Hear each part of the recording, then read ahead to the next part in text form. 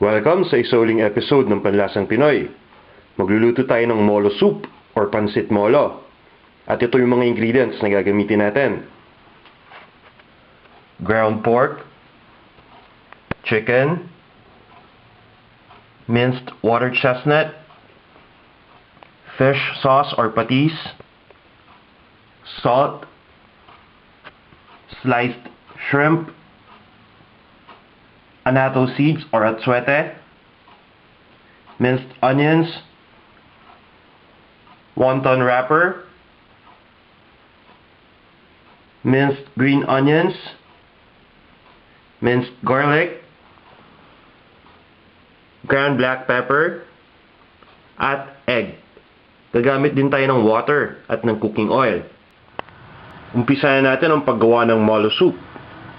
First step, kailangan natin magpakulo ng tubig sa isang cooking pot or isang casserole.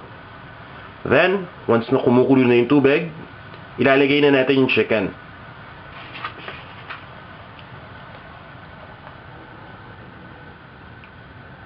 Papakuluan lang natin itong chicken hanggang sa lumambot ito. So this would take about 40 minutes to 1 hour. Habang pinapalambot natin yung chicken, gawin muna natin yung filling ng wonton. Kailangan lang natin dito yung ground pork. Imimix natin yung minced onion.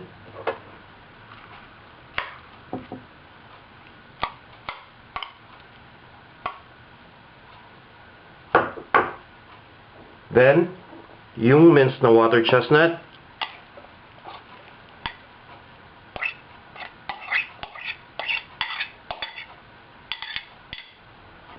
Yung green onions.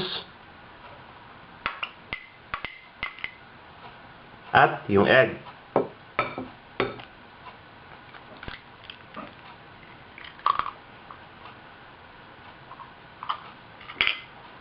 Lalagyan lang natin ng salt and pepper.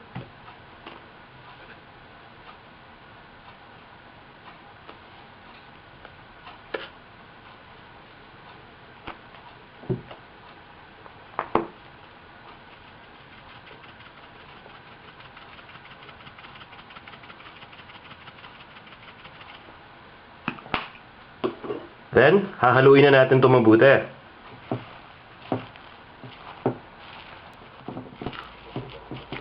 After mixing everything together, ibabalot na natin ito ng wonton wrapper.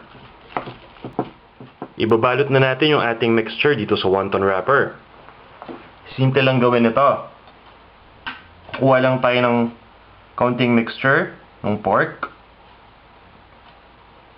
Ilalagay natin dito sa center ng wonton wrapper. Kailangan natin dito ng water para malagay sa gilid ng wrapper.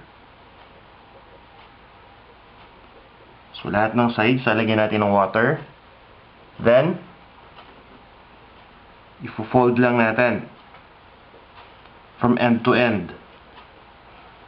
Pati yung sides, siguraduhin natin na naka-fold. Then, ipipress lang natin para ma-seal na ngayon yung pork dito sa loob ng wrapper. Then, yung sides na to, kailangan din natin lagyan ng konting water. And, i-fold na natin. This way. With this, nasisil natin. So, hindi lalabas yung pork. And yung last step, yung pinakataas na side, lalagyan lang ulit natin ng konting water. Then, i-fold na natin.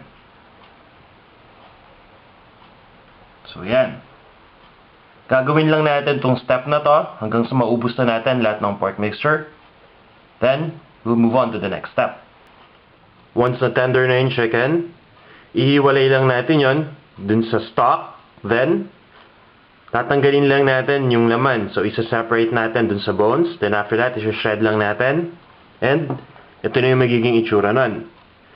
And yun nga palang pinagpakuluan natin, yung chicken stock, itatabi lang natin yon dahil later gagamitin din natin. Now, we'll move on to the next step. Next step, papainitin na natin yung oil dito sa isang casserole. Then, isosotay na natin yung garlic and onions.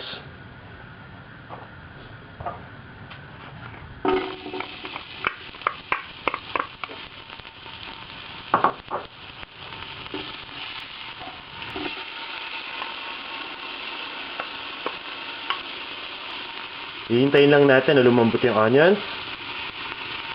Then, ilalagay na natin yung chicken.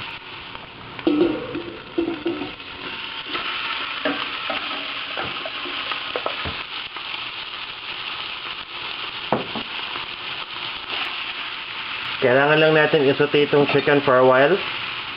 Next, lalagyan na natin ng fish sauce or patis.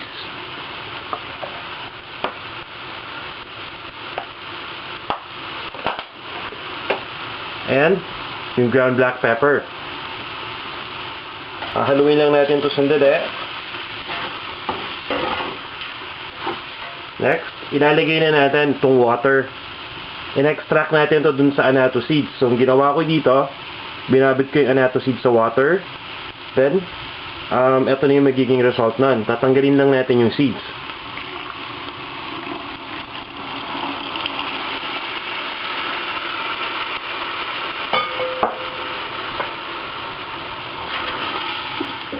Next, ilalagay na natin yung chicken stock. Ito yung pinakuluan natin kanina ng chicken.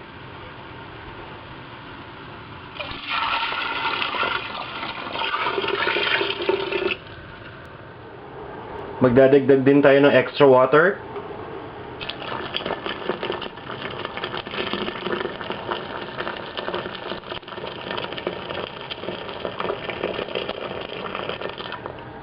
Then, we'll bring this to a boil. Once na nag-boil na, ilalagay na natin itong shrimps.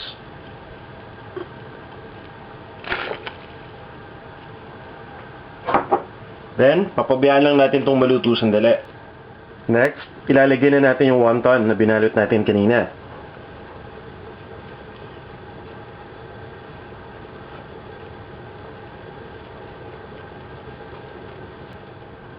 Papabayaan lang natin na maluto to for a few minutes. Then, we'll move on to the next step. Next, i-garnish lang natin to. Itong green onions.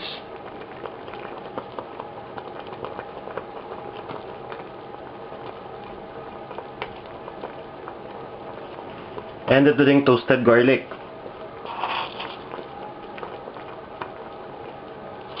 After this, pwede na natin itong i-serve. Para sa exact measurements ng mga ingredients, bumisita lang kayo sa panlasangpinoy.com. After nating maligay sa isang serving bowl, ito na ang ating molo soup.